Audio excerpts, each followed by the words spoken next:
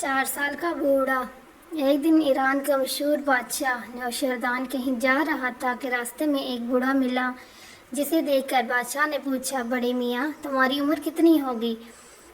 تو بوڑھے نے جواب دیا، جہاں پناہ کی عمر اور دولت میں زیادہ ہو، اس گنہگار کی عمر صرف 4 سال کی ہے۔ نوشیروان نے کہا، ہے بڑھاپا اور جھوٹ، تمہاری عمر 80 برس سے کم کی نہیں ہو سکتی۔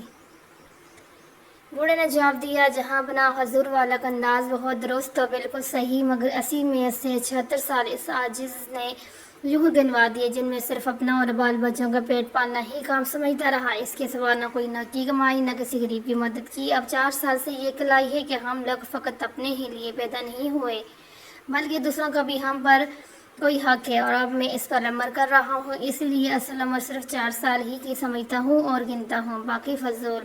بوڑھے نے ایک ایسی اچھی بات کہی ہے کہ جب تک آدمی اپنے کام کو نہ سمجھ لے، آدمی میں سے نہیں گنا جا سکتا۔ بزرگ کی عقل پر ہے، عمر پر نہیں، اور صحابت دل پر موقوف ہے، مالداری پر نہیں۔ جو لوگ ان باتوں کو پہلے سے